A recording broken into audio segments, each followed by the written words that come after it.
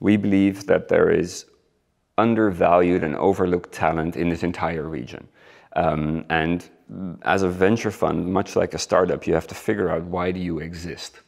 Putting extra fuel into a company should accelerate its growth, but if you, for one reason or another, aren't able to keep fueling that company, yes, there might be a reduction in growth metrics, but you can sustain yourself.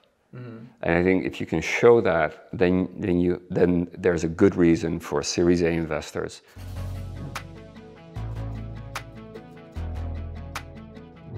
So Joachim, tell me, why are you here at the AT Arena? Well, we're here both with Ramon, my colleague, and I, because we have a venture fund that Kate especially is sort of there to invest in founders that are either currently in or formerly from, let's say, the CIS region. And we have a pretty sort of like a heavy emphasis on Ukraine, but also on Armenia, for instance, due to the networks we have. We currently have two startups that we've invested in over the past 2 years that still have teams here. That's Respeecher and Let's Enhance. Oh, wow. So I don't know these guys. yeah. So we've been involved with them, and then Bas, one of the partners, is also as an angel in Osomic, and a few other companies that are here. What do you feel about the challenges that these countries bring right now, both Armenia and Ukraine? And right now, I think that we are actually recording this during the air raid alarm. So yeah, I think the main question mark I have, so from our sort of thesis point of view, is we believe that there is undervalued and overlooked talent in this entire region. And as a venture fund, much like a startup, you have to figure out, why do you exist? Is there a reason for your existence, or are you just another bag of money? And we saw that especially when we started developing the idea, because it also took 2.5 years for us to fundraise. The fund itself? Yes. Okay. Yeah, is that there is not enough Western capital geared towards the pre-seed seed stage in this region. That thesis hasn't changed. I mean, the amount of grit people have, the amount of sort of willingness to travel, to live in other places, to build companies, is, if we compare it to sort of the Dutch ecosystem, we value that higher here. The disadvantage usually is that there's sometimes a little less understanding of commercial. The commercial side of business. And right now, with the war happening here, my question relies on, how would Series A investors view the fact that, for instance, founders are locked into the country? For now, I have no reason to believe that Series A investors would hold off on investing, primarily because these businesses are not reliant on local infrastructure, as they, everything runs on Google or AWS, payments are through Stripe, teams are dispersed internationally, but there is an element there.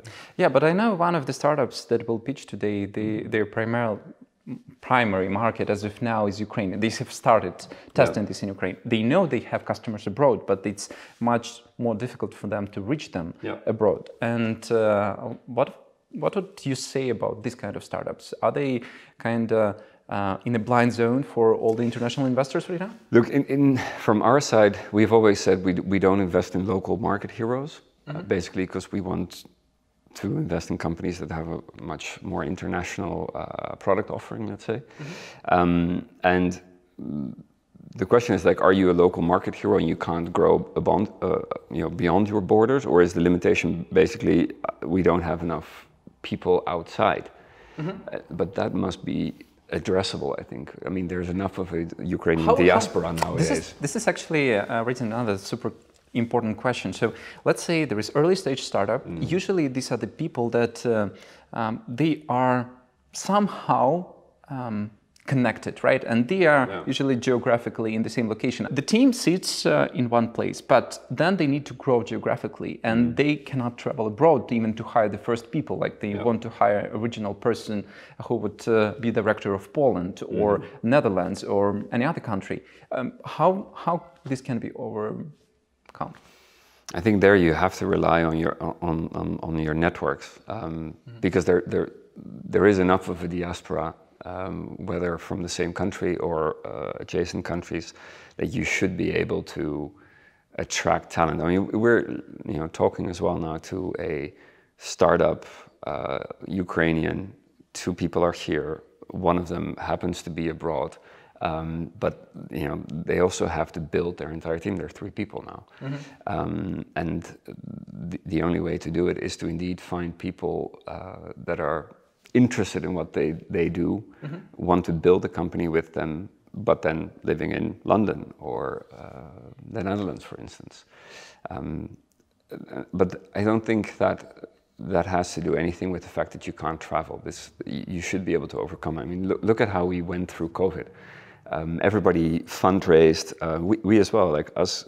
I think half the investors that we have in our fund, I have never met in my life. But people got so much missing this nostalgia for those in-person communication that right now we are expecting another wave of COVID due to the fact that it's a new season. But people it's are like getting the flu. together It's in like this the flu, small right? room, Yeah. right? Yeah. Okay, let's hope it is. But I think it's the bridge you have to cross. You have to be able to find someone, even if it's purely remote. Is your fund able to help in cases of hiring new executives in other directions? Yeah, I think that's where funds can play a role. It's not easy. I mean, most funds, they don't have a pool of people on standby. However, we've done it in one case where a startup needed a new technical team, basically, technical lead and team, and we've helped find that team.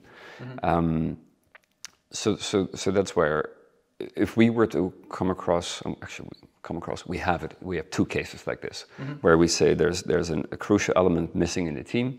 We help identify what that element is, how it should look, and then together find. And we went, for instance, through Antler, which is they have a program where they try to find founders to come together and leverage those kind of networks to see if there's a potential match. Я сподіваюся, вам подобається контент, який ви зараз переглядаєте. Мені, як автору нового YouTube-каналу, дуже важливо почути від вас зворотній відгук. Тому залишайте коментарі, також ставте вподобайки, якщо вам подобається це відео, і не забудьте підписатись на канал. Саме підписка гарантує те, що цей канал буде рости в переглядах, і ми отримаємо більше і більше молодих технологічних підприємців в Україні. What are the checks your fund right now is? We are what we like to call a conviction-based investor. We will not do small percentages. I'm not saying small checks. Some small checks depends on the round size. We normally invest anywhere between 250K and 1.25 million. But what's more important, we aim to get that around 10% ownership stake, because we have a structure where even if the fund is depleted, we want to keep backing our founders throughout the alphabet. So we have a financing structure in place which is backed by our LPs, that we can do an A round, a B round, a C round, a D round. And on top of that, our LPs can go direct. So because we have anything from DJs to captains of industry to decacorn tech founders to sovereign wealth funds behind us, so which is unusual for a small fund like ours. We have 25 million under management, but it does mean we can provide that long-term partnership way beyond what a normal fund could do. What is the traction you would expect in the company to start talking to them? Well, for going from C to A, for instance, well, I think a year ago you would have said $1 million ARR is plenty. I don't think that's the case anymore.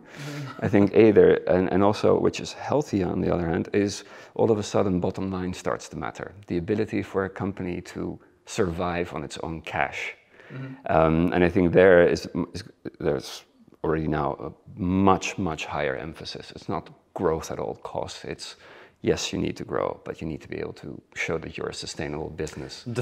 Like investable by default, as far as I remember, this is the new term. Basically, it means you putting extra fuel into a company should accelerate its growth. But if you, for one reason or another, aren't able to keep fueling that company, yes, there might be a reduction in growth metrics, but you can sustain yourself.